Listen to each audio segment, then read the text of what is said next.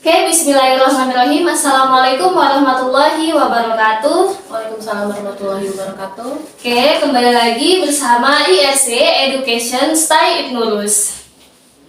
Oke teman-teman, hari ini saya sedang bersama Ibu Halen Dwistia. Hari ini masih di bulan yang sama, yaitu menepati bulan suci Ramadan. Kali ini podcast kita ini akan membawakan tema yang berjudul bulan Ramadan, bulan yang penuh keberkahan dan perbanyak silaturahmi ya Bu ya. Oke, di samping saya ini sudah ada dosen yang Masya Allah sekali dengan Ibu Halen Dwistia. Boleh perkenalan dulu kira-kira Bu? Ya, Assalamualaikum warahmatullahi wabarakatuh. Perkenalkan, nama saya Halen Dwistia. Saya merupakan salah satu dosen di kampus tercinta kita ini, Kampus Stay Ibnurus Kota Bumi, Lampung Utara. Oke, terima kasih. Mungkin langsung saja ya kita masuk ke dalam materi yang berjudul silaturahmi di bulan suci Ramadan ini. Terima kasih kepada Mbak Moderator. Alhamdulillah ya, kita masih diberikan kesehatan untuk menjalankan puasa di bulan suci Ramadan ini. Saya rasa materi kita pada hari ini sangat menarik ya Mbak Susan ya. Iya. Karena kita akan membahas silaturahmi. Nah, silaturahmi itu apa? Silaturahmi itu bagaimana cara kita mempererat tali pertemanan, persaudaraan. Jadi, enggak hanya dengan orang-orang terdekat kita, tetapi juga dengan orang-orang di sekitar kita, di lingkungan kita. Maka ada hadis Bukhari mengatakan bahwa barang siapa yang ingin diluaskan rezekinya dan dipanjangkan umurnya, maka hendaklah ia memperbanyak silaturahmi. Nah, dari situ kita bisa mengambil kesimpulan bahwa ketika kita melakukan silaturahmi, kita berhubungan baik dengan orang lain, itu memberikan manfaat yang baik kepada kita tentunya. Nah, ketika kita mengharapkan sesuatu dari Allah, berarti kita mengharapkan ridhonya dari Allah. Iya. Bagaimana caranya agar kita dapat menjalin sebuah silaturahmi itu agar terjalin dengan baik dengan orang lain, itu poinnya dari si bersilaturahmi tadi. Silaturahmi itu nggak hanya di lingkungan sekitar, tetapi bisa dari tetangga-tetangga kita. Ketika kita bersilaturahmi dengan tetangga kita, lingkungan terdekat kita itu pasti tetangga kita. Ketika kita memiliki hubungan yang baik dengan tetangga kita, maka ketika kita membutuhkan bantuan dari mereka, mereka adalah orang pertama yang menolong kita. Misal, tidak ada orang, tidak ada saudara, tidak ada family kita ketika di rumah, kita membutuhkan suatu bantuan, maka pertolongan pertama yang kita butuhkan itu pasti dari tetangga kanan kiri, depan dan belakang, apalagi tetangga kanan kiri.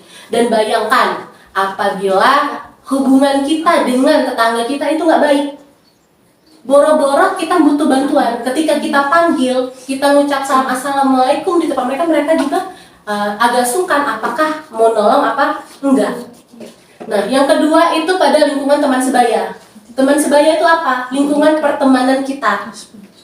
Lingkungan pertemanan kita, saya ambilkan contoh itu ketika Mbak Susan berada di kelas, di lingkungan kampus.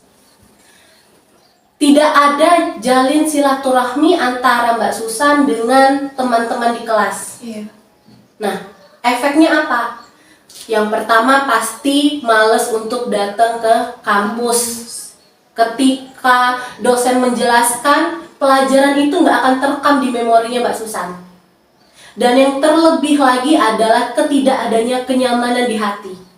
Nah, dalam kehidupan kita sebagai makhluk hidup, sebagai makhluk sosial, gejolak emosi itu adalah suatu hal yang harus kita perhitungkan, yang harus kita perhatikan.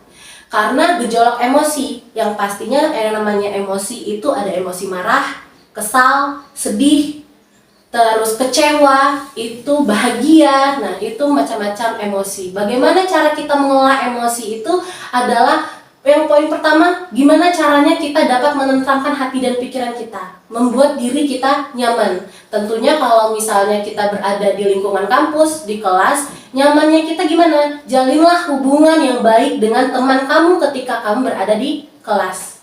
Efeknya apa? Ketika kamu tidak memiliki hubungan yang baik dengan teman kamu, ya tadi nilainya jadinya buruk, tidak nyaman, males untuk datang ke sekolah, nggak akan terekam di memori kamu materi-materi yang diajarkan oleh dosen. Nah, yang terakhir ini adalah poin paling penting ketika kita menjalin sebuah silaturahmi di lingkungan keluarga.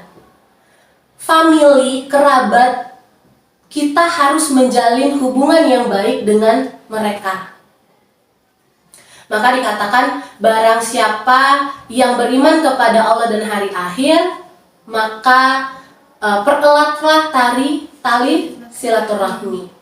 Nah, kalau tadi misalnya contohnya kita menjalin silaturahmi yang baik dengan tetangga sekitar kita, maka ketika tidak ada saudara, tidak ada family di rumah, maka orang yang menolong kita adalah orang di sekitar kita. Ketika kita tiba-tiba terserang penyakit, apa ada orang berniat jahat, pasti mereka yang menolong. Terlebih lagi di keluarga. Orang yang pertama kali menolong ketika kita kesusahan, merasa sedih, terus kita memiliki masalah dengan orang lain, percayakanlah dengan keluarga kita. Dan apabila kita tidak memiliki hubungan yang baik dengan keluarga, maka penyelesaian nggak ada. Jadi hanya pemikiran kita mempunyai pemikiran negatif, itu kita pendam sendiri, nggak tersalurkan. Balik lagi, itu gejolak emosi kita bermain di sana. Dan itu yang tidak diperbolehkan.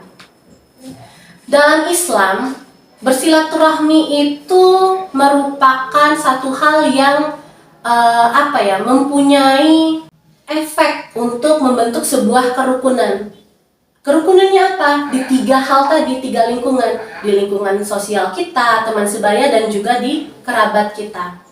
Dan ingat, ketika kita tidak bersilaturahmi, tidak menjalin hubungan yang baik dengan orang, dengan lingkungan kita, maka Allah tidak menyukainya. Nabi SAW, dia mengabarkan bahwa balasan itu merupakan diukur itu dari amalan. Ketika kita sebagai umat muslim melakukan sebuah kebaikan di sini itu poinnya adalah melakukan suatu silaturahmi. Silaturahmi membangun hubungan yang baik itu dengan semua orang, terlebih lagi dengan umat muslim. Nah, ketika kita menjalin hubungan yang baik dengan orang lain, maka Allah pun akan mendekatkan diri, akan membangun hubungan baik dengan diri kita. Dan ingat, Allah membenci orang yang memutus tali silaturahmi. Makanya indah banget silaturahmi ini. Oke, silaturahmi. Kalau misalnya kita memutus silaturahmi, kita pahami Allah tidak menyukainya. Islam itu indah ya. Gimana caranya kita dapat berhubungan baik dengan orang. Kebaikan-kebaikan itu yang harus kita pendam, yang harus kita tanamkan pada diri kita. Allah sangat membenci orang yang memiliki hubungan, yang memutus hubungan dengan orang lain, berperilaku buruk dengan orang lain. Efeknya apa? Allah akan membutakan orang yang memutus tali silaturahmi. Allah akan menulikan orang yang memutus tali silaturahmi. Dan yang paling dahsyatnya lagi itu adalah Allah tidak akan memberikan rahmat dan pertolongan kepada orang-orang yang memutus tali silaturahmi.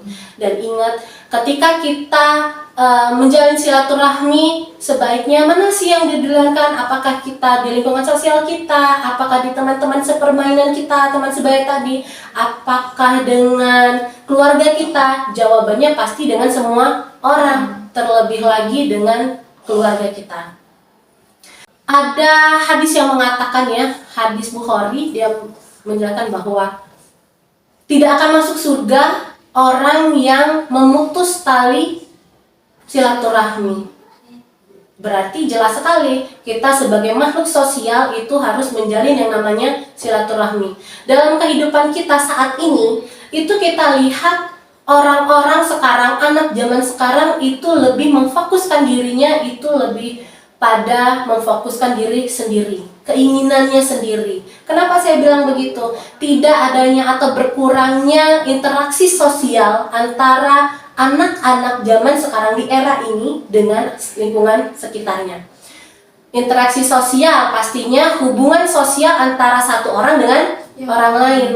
Nah, hal ini sebenarnya harus, tapi kalau misalnya kita telaah lagi, zaman sekarang teknologinya itu sudah sangat berkembang pesat ya.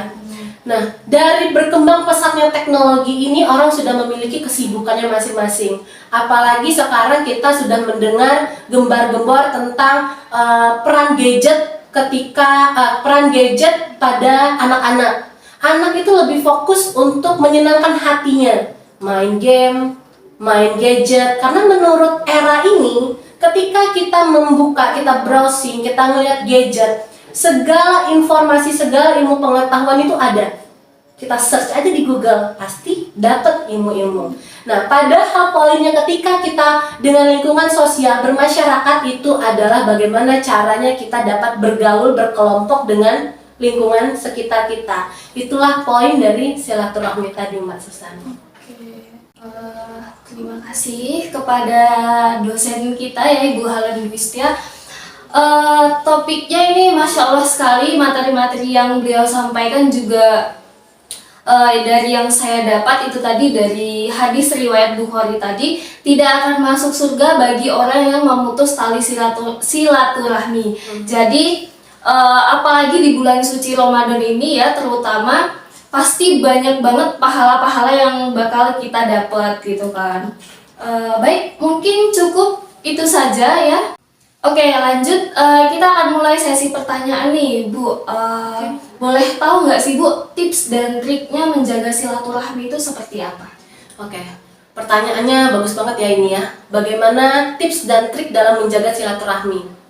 Sebenarnya ini menjadi sebuah PR untuk kita semua sebagai makhluk sosial, sebagai umat muslim, gimana caranya kita menjaga silaturahmi. Silaturahmi itu tadi menjaga hubungan baik dengan orang lain. Yang pertama itu terapkan adab, Mbak. Apa adab itu? Ketika kita bertemu dengan orang, sapa, salam kita, assalamualaikum. Yang lebih tua, kita bisa berjabat tangan, kita bisa salim. Teman-teman kita bisa salim.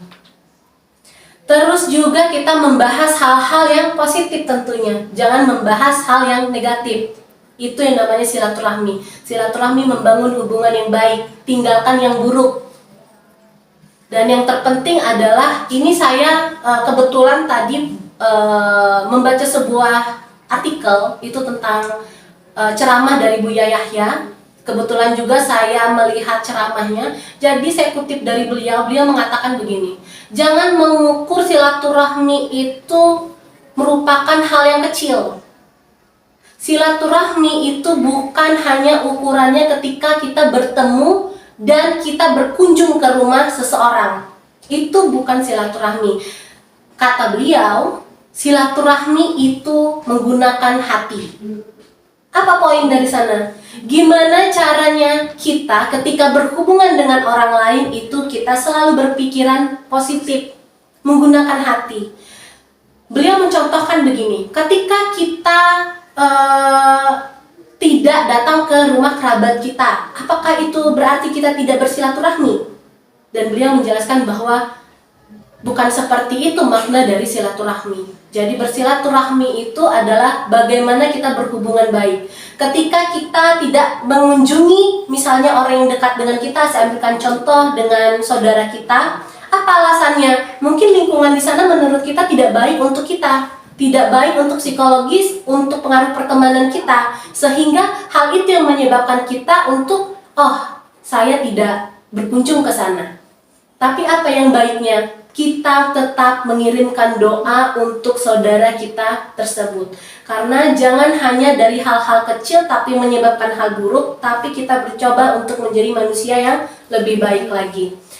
Dengan cara dari hati. Itu namanya silaturahmi. Terus poin dari bersilaturahmi, Mbak, ini terakhir dari saya ya. Poin bersilaturahmi, bangunlah hubungan baik ya. Dari tadi saya mengatakan seperti itu. Tapi ingat poinnya, membangun hubungan baik kepada semua orang, baik orang itu yang tidak melakukan hubungan baik dengan kita, perbuatan baik, tapi kita harus tetap baik kepada orang tersebut. Jadi bersilaturahmi nggak hanya dengan orang-orang yang dekat yang baik aja, tapi yang namanya silaturahmi mempererat. Dalam artian mempererat, orang yang memutus tali silaturahmi kepada kita, itu yang kita sambung lagi. Itu yang namanya silaturahmi. Begitu, Mak. Masya Allah, terima kasih kepada Ibu Helen yang sudah menyampaikan tips dan triknya dalam menjalin silaturahmi ya. Semoga ini bermanfaat bagi kita semua ya Bu ya. Oke, mungkin cukup sekian saja podcast kita hari ini ya Bu ya. Kita cukupkan sampai di sini. Semoga materi-materi yang disampaikan oleh Ibu Helen dapat kita jalankan, dapat kita terapkan di kedepannya nanti. Amin. Cukup sekian. Saya sebagai MC mohon maaf apabila ada kesalahan. Saya akhiri. Wassalamualaikum warahmatullahi wabarakatuh. Waalaikumsalam warahmatullahi wabarakatuh.